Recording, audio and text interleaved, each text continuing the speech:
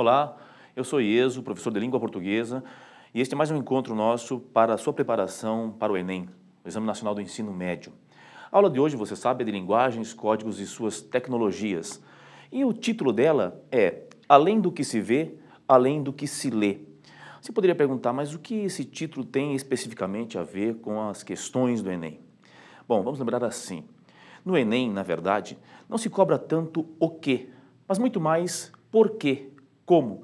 De modo que o que se cobra, o que se observa, é a tentativa de o aluno mostrar a sua percepção sobre os fenômenos linguísticos, sobre os fenômenos que caracterizam, a língua e os códigos diferentes que marcam esta prova.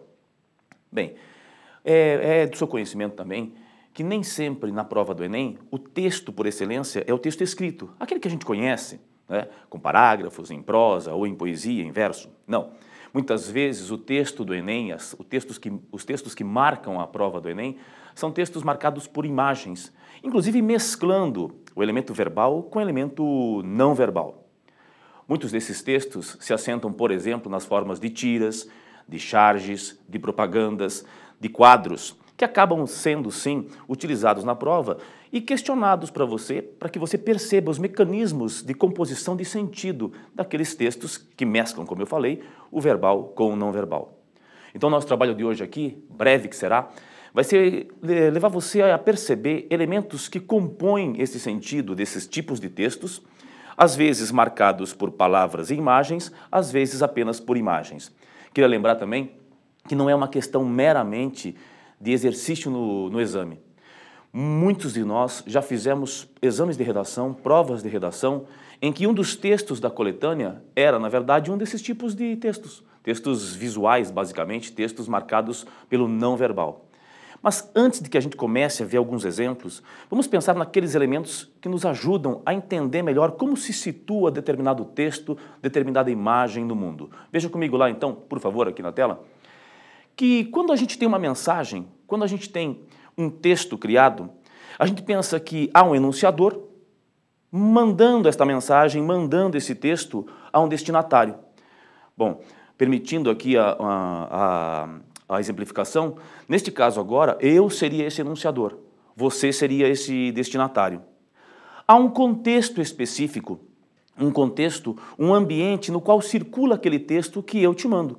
Então, esse contexto envolve o código, que no caso agora é a língua portuguesa, o veículo, que é esse meio que a gente usa, a internet, no meio de uma aula digital, como você está vendo aqui, como você está recebendo, e o momento histórico em que esse texto se situa. Portanto, a gente poderia pensar inicialmente assim: alguém vai mandar uma mensagem para alguém, alguém é o enunciador e alguém é o destinatário. Essa mensagem estará envolvida num determinado contexto, estará situada num determinado contexto. Esse contexto implica um código específico, a língua portuguesa, agora a língua falada, um canal, um veículo específico, nesse caso aqui nosso, a internet, a aula digital, e um momento histórico específico. Esses conhecimentos, esta percepção desses elementos, que envolvem também a intenção do enunciador, o porquê de estar mandando aquela mensagem, o porquê de estar veiculando aquele texto, e naturalmente a interpretação, o entendimento do destinatário, nos fazem entender melhor, primeiro, os textos em si, obviamente. E segundo, que é muito mais importante, como é que se dá o mundo, como é que se dá o conhecimento de mundo, como é que se constrói o conhecimento no mundo. Permitida de novo uma imagem, se daqui a milênios, tudo isso aqui for submerso, como diz o Chico Buarque na música, e um dia alguém encontrar esta aula gravada, certamente as pessoas lá no futuro dirão assim: olha, mas que método mais antigo, mais arcaico, passar conhecimento por meio de uma aula digital. Isto porque daqui a milênios, provavelmente, todo esse conhecimento seja veiculado, se assim for, de uma outra maneira. De qualquer maneira, lá daqui a 1000 anos, 2000 anos, se tudo acabar e alguém um dia descobrir essa aula, é verdade que esta aula, este momento, este canal, tudo isto contribuirá para que as pessoas lá do futuro saibam um pouco como as coisas se davam aqui, agora, neste momento. É assim que acontece com todo o texto. Então, todo o texto veiculado em um determinado momento histórico traz para a gente marcas que são importantes para a gente conhecer o passado, o presente e poder entender também um pouquinho do futuro. Bom, vamos aquecer então com um primeiro exemplo que é bastante conhecido de todo mundo. É uma propaganda. E você sabe que nas propagandas A função da linguagem fundamental é a função conativa, a função apelativa. Neste caso aqui, vamos nos concentrar inicialmente no texto da propaganda, que diz: a diferença entre um trabalho impresso e um trabalho impressionante. É uma propaganda sobre impressora, enfim, e o enunciado dela é a diferença entre um trabalho impresso e um trabalho impressionante. Ora, se lhe pedissem que você percebesse e explicasse o efeito de sentido, o motivador linguístico que leva a um bom efeito de sentido nesta propaganda, eu tenho certeza que a maioria esmagadora, na hora, a maioria esmagadora dos leitores, na hora, nota que há uma proximidade entre trabalho impresso e trabalho impressionante. Essa proximidade, que cria um efeito interessante, ela é baseada na aproximação de impresso e impressionante. Como é que a gente poderia explicar isso linguisticamente, por exemplo, se alguém questionasse por que essa propaganda é boa, por que o enunciado desta propaganda não é um enunciado qualquer e que merece, inclusive, ser trazido para uma aula, né, de língua portuguesa, visando a um exame de linguagens, códigos e suas tecnologias? Bom, a ideia da propaganda é de que a impressora veiculada pelo anúncio é a que faz um trabalho impressionante. Portanto, um trabalho diferenciado, um trabalho com qualidade. As outras fazem simplesmente um trabalho impresso. Fazem aquilo que é ordinário, aquilo que está na ordem do dia, aquilo que é normal, aquilo que é comum. Impresso e impressionante, próximos assim, criam um efeito para o leitor, para o ouvinte imediato. Isso é fato. Agora, por que esse efeito é bom? Porque impresso e impressionante, apesar de terem formas parecidas na base da palavra, não são da mesma família. Então, ele se aproveitou de duas palavras que têm proximidades na construção desse enunciado, na construção desse anúncio. Ele pega a palavra impresso, do verbo imprimir, um particípio do verbo imprimir, e pega impressionante, que é um adjetivo do verbo impressionar.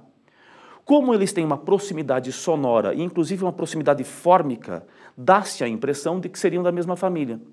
Ora, você nem precisa saber que eles não são da mesma família, porque a gente intui um pouquinho isso. Mas o fato é que tal proximidade, com valores distintos, com valores semânticos diferentes, cria um efeito realmente muito especial no enunciado. Então a gente parte de coisas parecidas que dizem e que significam coisas completamente distintas. É por isso que esta propaganda é boa. E é por isso que o efeito linguístico aqui é bem interessante por conta desta aproximação. Mais difícil seria, no entanto, se a gente tivesse uma imagem como essa aqui. Um anúncio do jornal Estado de São Paulo divulgando os formandos do seu Banco Estado de Talentos. Veja, a chamada é Nossos Focas têm pedigree. Concorda que para um leitor mediano, uma chamada, uma propaganda que tenha uma foca com o diploma na mão, aliás, uma foca bem simpática, com óculos, cara do intelectual, com Nossos Focas têm pedigree, eu falei nossas não, é Nossos Focas têm pedigree, com Nossos Focas têm pedigree, muita gente desavisada não entenderia simplesmente a chamada. O fato aqui é que, além do conhecimento linguístico, vem naturalmente um conhecimento de mundo, um repertório, porque esta chamada, este anúncio, tem um público específico. É legal para a gente poder entender, então, o sentido da mensagem, que pedigree, todo mundo sabe, significa aquele atestado de qualidade, aquele atestado de pureza de uma raça, né? A questão aqui é foca, e foca no sentido masculino, porque foca aqui tem um valor específico. Foca significa, dentro do universo dos jornalistas, aquele jornalista recém-formado, inexperiente, que não trabalhou ainda, que está começando a sua vida na área. Bom, a propaganda lida com atenção, nas suas entrelinhas aqui, mostra para a gente que o Estado de São Paulo, o jornal Estado de São Paulo, tem um curso de formação para os focas. E aqui ele está anunciando os seus formandos, dizendo que os jornalistas que passam por esse curso, por esse banco de talentos do Estado de São Paulo, têm pedigree, têm qualidade. O que a gente observa desse enunciado, portanto? Que seria difícil para um leitor médio que não conhecesse a expressão foca em sua conotação, em seu sentido conotativo. Ele tem um público específico, porque certos textos, evidentemente, terão públicos muito específicos e o léxico, o repertório lexical, as marcas vocabulares desses textos, assim como as marcas visuais, por exemplo, serão muito específicas, de modo que quem vai entender a fundo o sentido do texto é este público específico. Isso não quer dizer que a gente que não seja jornalista não entenda, porque quem lê, de um modo geral, acaba sabendo que foca tem esse valor de jornalista iniciante, jornalista inexperiente. Portanto, neste caso, a gente vai além simplesmente do fato linguístico em si, mas a língua representando e expressando uma necessidade que nós temos de conhecimento de mundo. Quantas vezes você não estava lendo alguma obra, lendo alguma revista, lendo algum quadrinho e se deparou com uma expressão que deveria ter um contexto muito específico para o seu pleno entendimento, não é verdade? É o que acaba acontecendo aqui, em um pequeno texto ainda verbal. Certamente você já foi chamado a responder questões em prova ou a fazer redações que tinham como elementos de subsídio charges, basicamente um texto de imagem. O que é uma charge? É um texto que tem um compromisso muito estreito com o momento histórico em que ela é veiculada. A charge é um texto que tende a ser datado. O que significa isso? Um texto datado. Um texto que tem esse compromisso, esse momento, com uma crítica específica, com uma ironia em relação a uma situação muito específica. É bastante comum que a gente leia, veja uma charge anos depois de sua publicação e a gente não entenda exatamente qual era o motivo, quais eram os personagens envolvidos naquela charge, naquele texto crítico, não verbal, que costuma caracterizar esse modelo. Observe aqui, nesta charge, e procure pensar que elementos você extrairia, por exemplo, se ela estivesse como base para uma redação. Veja lá, eu tenho ensino médio privado, ensino público. Na verdade, eu tenho uma comparação entre o ensino médio das escolas particulares e o ensino público. Para situá-los, vou lembrar que esta charge foi veiculada nos jornais brasileiros em 2011, tá? Após os resultados do Enem. O que chamaria atenção, o que você levaria em conta para poder perceber o sentido crítico desta imagem?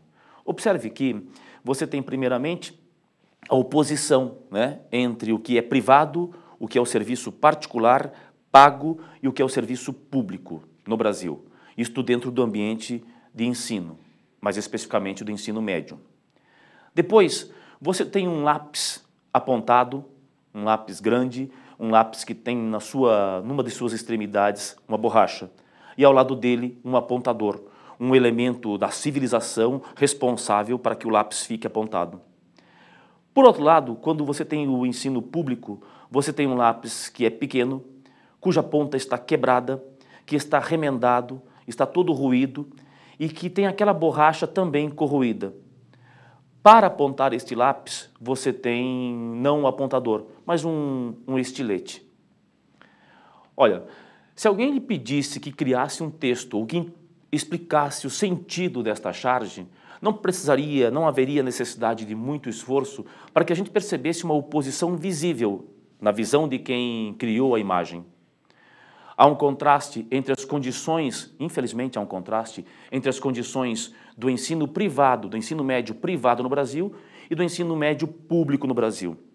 Veja que eu disse que esta imagem, esta charge, ela foi veiculada no final do ano de 2011. Na verdade, ela foi veiculada logo após a divulgação dos resultados do Enem. O que o autor da charge queria mostrar para a gente é que há um descompasso entre os resultados de uma escola pública e de uma escola privada, de um modo geral, no Brasil, em relação ao Exame Nacional do Ensino Médio. Tomara que daqui a alguns anos a gente possa ter uma charge relativa ao Enem, usando esses elementos aí, em que os lápis naturalmente sejam muito mais parecidos, sejam iguais, para que haja uma igualdade entre o desempenho de um tipo de escola e o desempenho de um outro tipo de escola. Portanto, se houvesse uma questão, se houvesse uma redação em relação a esta imagem aqui, a oposição visível de um lápis bem apontado, grande, com apontador, e de um lápis pequeno, corroído, cuja ponta está quebrada, com um estilete a ser apontado, esta oposição seria o ponto de partida para que a gente pudesse opor de verdade, contrastar as condições do ensino público brasileiro e as condições do ensino privado brasileiro. Texto datado é charge, como eu disse. E se você observar esta imagem aqui, veiculada no início de 2011, muitos de nós teremos dificuldade em entender a que ela se refere. E se a gente prestar atenção, você vai ver lá um símbolo da energia nuclear, a usina nuclear lá atrás, aqui uma grande onda e aqui tudo sendo levado. Bem, hoje é mais difícil lembrar, mas no momento em que ela foi divulgada na imprensa, ela criou muita polêmica. Primeiro, porque ela é, na verdade, uma menção ao tsunami ocorrido no Japão, em Fukushima e nos seus arredores. Esta imagem foi criada e foi veiculada na imprensa por um garoto, né, por um jovem, grande artista, que é o João Montanaro. Ele se apropriou, de maneira intencional, intertextual e artística, de um original chamado A Grande Onda, de um artista japonês chamado Hokusai.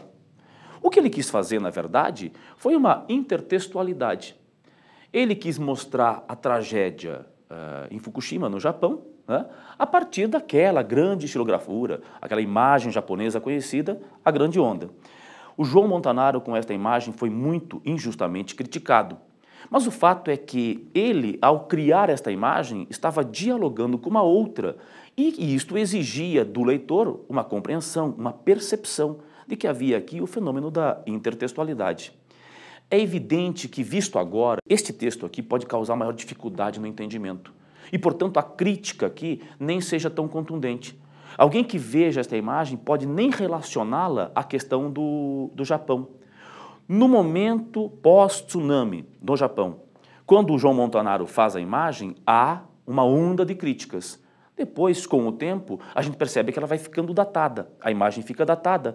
Bem como, por exemplo, ficaria datada esta aqui para você, se você fosse chamado a dizer a que ela se referia. Ora, na imagem do Glauco, saudoso Glauco, cartunista Glauco, nós temos aqui também uma grande onda, com o ano 2005. Observe que quando Glauco fez esta imagem, datada, datadíssima, ninguém o criticou. E essa onda de 2005 também faz menção a um tsunami. Na verdade, aqueles primeiros grandes tsunamis que chamaram demais a atenção do mundo no final de 2004, em dezembro de 2004, na Indonésia, na Tailândia, no Sri Lanka. Veja como o texto é muito datado. A maioria de nós, se olhasse esta charge hoje, não teria a mínima noção de que ela, na verdade, estava fazendo referência ao tsunami. E lembrando também que o Glauco, por esta charge, não foi criticado. O que mostra o poder, né, do momento histórico, a força do momento histórico, para que o texto seja entendido. O João Montanaro, no calor do tsunami no Japão, ao fazer a imagem da grande onda reestilizada, ele é alvo de crítica. O Glauco, depois do tsunami no Sri Lanka, na Tailândia, ele não é criticado. Isso tem a ver com realmente a percepção das pessoas, a percepção do leitor, daquele texto que é veiculado num determinado momento histórico. Lembrando, não basta só a intenção de quem produz o texto, é necessária também a referência de quem lê o texto. É necessário também um conjunto de informações para que o texto nos chegue pleno. Afinal de contas, a gente precisa tentar entender quais são as intenções de quem produz o texto. E para finalizar, então, esta parte teórica, pediria que você atentasse a um anúncio do Clube do Lar. Esse anúncio foi extraído de uma revista e veja, ele diz que toda mulher inteligente deve ler o suplemento feminino do Diário do Paraná e deve tomar parte ativa no Clube do Lar. Um mundo de úteis ensinamentos e magníficas sugestões para as verdadeiras donas de casa. É só no suplemento feminino do Diário do Paraná. Leia-o todos os domingos e entre no rol das mulheres inteligentes. O que você acha justificaria e comprovaria que esse texto é visivelmente datado? Como é que nós percebemos que este texto não faz parte do nosso momento histórico, né? E esse é um texto que tem um compromisso com um momento muito anterior a esse que vivemos. Bem, um mais óbvio é justamente o layout dele, né? A imagem, a maneira como ele é produzido, a imagem da propaganda em si. Os caracteres, a imagem da mulher, o desenho da mulher. Este é o primeiro e é o mais óbvio, naturalmente. Numa propaganda de hoje, as cores certamente seriam elementos muito mais visíveis, palpáveis numa propaganda de um suplemento feminino. Agora, se você observar o léxico, a escolha de palavras, você também notará que a formação do texto aqui, a formulação do texto é uma formulação diferente. Veja que ele convida o leitor a leia-o todos os domingos. E ele menciona rol, que significa lista, né? Todos os domingos e entre no rol das mulheres inteligentes. Entre na lista, no conjunto das mulheres inteligentes. Então nós temos aqui, por exemplo, clube do lar, numa expressão, né, vamos dizer assim, estrangeirizada, que acaba sendo bem sintomática de um momento muito específico também. Não que hoje não haja estrangeirismo, né? Mas hoje é mais difícil que você tenha esse clube estilizado desta maneira, adaptado desta maneira, concorda? Mas o mais importante aqui, para nos mostrar que esse texto é completamente datado, eu diria até completamente ultrapassado, não no sentido de divulgar um suplemento feminino, mas é a maneira como ele vê ideologicamente a condição da mulher. E isto é o mais importante nesse texto. Esta propaganda toma uma mulher, que é uma mulher que tem cada vez menos espaço na sociedade dos dias atuais.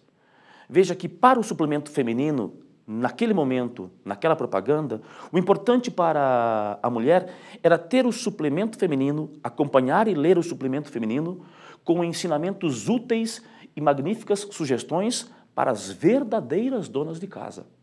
Quer dizer, a imagem que se tem daquela mulher que lê ou que lia o suplemento feminino à época era uma imagem de uma mulher que estava sempre e praticamente em casa e, portanto, não trabalhava. Esta é uma marca inequívoca de que esse é um texto datado, de que esse texto aqui, por exemplo, traduz uma imagem de mulher, uma condição de mulher que não é a condição da mulher de hoje. Afinal de contas, quantos alunos que estão vendo esta aula agora não são moças que vão fazer universidade, vão estar no mercado de trabalho, já são maioria na universidade, já são maioria no país. Bem diferentes, por exemplo, do estereótipo desta mulher que está sendo o alvo desta propaganda. Então, se a gente pensasse no elemento que é o destinatário deste texto, seria uma mulher que praticamente cada vez mais, né, a gente não vê na sociedade brasileira, ou vê muito menos, evidentemente. Beleza? Bem, feitas essas considerações, vamos tentar juntar um pouco do que a gente viu aqui para poder fazer dois exercícios breves que trabalham basicamente com imagens. Então, o primeiro exercício seria este, acompanhe duas imagens para o primeiro exercício. Observe as duas fotos a seguir, o que se diz sobre elas e assinale a alternativa incorreta sobre o que se pode inferir dos dois textos. Você tem aqui a imagem do vídeo Break Dance Brasil, da estação São Bento.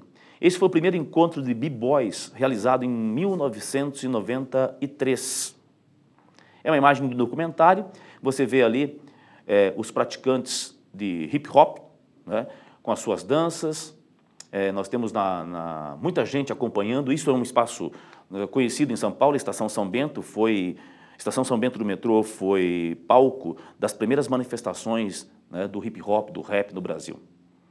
Aqui nós temos também numa estação de metrô, a Estação Conceição do metrô, a foto de b-boys japas, como eles são conhecidos. Aqui nós temos alguns descendentes de orientais dançando lá o seu hip hop, isto em 2007. É um grupo bem conhecido, né, no trecho ali, na Estação Conceição do metrô. Então, se a gente comparar a primeira imagem com a segunda imagem, a primeira imagem de 93 com a segunda imagem de 2007, o que nós não poderíamos dizer? Primeiro, uma expressiva linguagem corporal no break, a dança que integra o hip hop, é um dos fatores essenciais na transmissão da mensagem dessa popular expressão artística. A rua, a estação de metrô, como locais públicos, há muito tempo servem de espaço para a expressão artística de diferentes grupos. A difusão da dança de rua e sua ampliação para grupos como de descendentes de orientais descaracterizam esse tipo de expressão artística. À medida que o hip hop e seus elementos caracterizadores se difundem, atingem grupos e tribos bem distintos daqueles que os cultivaram primeiramente. Embora tenha origem em outros países, o hip hop não deixa de absorver e incorporar traços de nossa cultura, expressando ideias, preocupações e valores locais. Bom, vamos fazer uma análise breve então de cada alternativa para ver qual seria equivocada. Item A. Uma expressiva linguagem corporal no break, a dança que integra o hip hop é um dos fatores essenciais na transmissão da mensagem. É verdade. Você sabe que no hip hop são três os elementos: a dança, o break, a música e o grafite, a imagem. Então você tem o desenho, a imagem, o elemento visual, a dança e a música. Primeira está correta. B. A rua, a estação de metrô, como locais públicos, há muito tempo servem de espaço para a expressão artística de diferentes grupos. Nem precisava ficar preso à questão do hip hop, do rap. A música, a praça, sempre foi espaço público para a expressão artística. Grupos de diferentes matizes, de diferentes orientações, grupos se manifestam e mostram sua arte na rua naturalmente. A B está correta. C. A difusão da dança de rua e sua ampliação para grupos como de descendentes de orientais descaracterizam esse tipo de expressão artística. Essa está errada. Na verdade, o fato de existir na estação Conceição do metrô descendentes de orientais dançando hip hop só mostra, na verdade, a amplitude, né, dessa expressão artística. Portanto, dizer que seria descaracterizadora a participação de orientais no hip hop, porque ele nasce no seio negro, seria um equívoco. A letra C está errada. É por isso que a letra D é plenamente correta.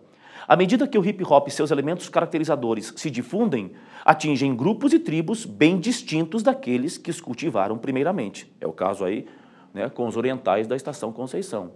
E a mesma coisa, e portanto na extensão, a gente vê na letra E. Embora tenha origem em outros países, o hip hop não deixa de absorver e incorporar traços de nossa cultura, expressando ideias, preocupações e valores locais. Então, se você um dia estiver passando na Estação Conceição do metrô, certamente você verá lá os orientais dançando o seu hip hop. Beleza? Segunda questão. Assinale a alternativa correta sobre a seguinte propaganda. A primeira coisa que me chamou a atenção é que o Ultrabook CCE liga muito rápido. É o M. Viegas da Hypeness. Bom, o que chama a atenção, na verdade, nesta propaganda? Se você bate o olho no início do enunciado, nesta propaganda, e ele tem: a primeira coisa que me chamou a atenção é que o Ultrabook CCE liga muito rápido. A poluição gráfica no enunciado prejudica o entendimento da mensagem. Por se tratar de um anúncio voltado a um público muito específico, compromete-se o alcance da mensagem. A menção a geek na composição do anúncio é autoexplicativa para o leitor leigo, que não entende de informática. O preenchimento em algumas letras chama a atenção do leitor, constituindo um recurso gráfico recuperado ao pé do anúncio. A expressão geek circula tão naturalmente entre as pessoas hoje em dia que poderia figurar sem dificuldade de entendimento em uma propaganda voltada a qualquer tipo de destinatário. Sabe que na propaganda, esta bolinha em azul que você tem aqui tem o seguinte texto: 10 entre 10 geeks recomendam um novo Ultrabook CCE. 10 entre 10 geeks recomendam um novo Ultrabook CCE. Bom, na verdade, há uma brincadeira aqui, né, com o enunciado e com a imagem. Quando você bate o olho nesse enunciado composto desta maneira, qual que é a primeira coisa que te chama a atenção? Bom, não é, na verdade, a velocidade do Ultrabook, porque você não teve contato com ele. Pode ser até a mensagem do M. Viegas, a ideia dele. Mas, de verdade, a primeira coisa que chama a atenção aqui é um elemento que aparentemente nos desvia a atenção, mas, ao mesmo tempo, prende-nos. Observe, as letras aqui estão preenchidas justamente por aquela bolinha em azul, né, naquele formato, que vai apresentar, que vai possuir ali a ideia: 10 entre 10 geeks recomendam o Ultrabook CCE. A pergunta seria: o que é geek? Como é que eu entenderia, então, o sentido de geek aí? Geek, de uma maneira geral, é aquele aficionado por tecnologia, por elementos novos que saem a toda hora, que são renováveis a todo momento, né, no mundo digital. Então, eles são entendidos, são aficionados, gostam, conhecem, divulgam. O M. Viegas, por exemplo, que é quem diz isso aqui no anúncio, ele se autodefine como um geek. Então, se a gente recuperar as alternativas, a primeira diz que a poluição gráfica no enunciado prejudica o entendimento da mensagem. Não é verdade, né? Porque a gente consegue perceber um elogio aí à rapidez do Ultrabook. E mais ainda, nos chama a atenção, sim, aquele preenchimento das letrinhas. Preenchimento que depois vai ser referendado, vai ser confirmado pela letrinha, pela bolinha em azul ao pé do anúncio. Por se tratar de um anúncio voltado a um público muito específico, compromete-se o alcance da mensagem. Ora, mesmo que eu não entenda nada de Ultrabook, que eu não saiba o que significa geek, eu entendo o que ele quer dizer. Eu entendo que este modelo aqui, segundo um especialista, é muito rápido. Portanto, não se compromete a mensagem. A menção a geek na composição do anúncio é autoexplicativa para o leitor leigo, que não entende de informática. Isso é mentira.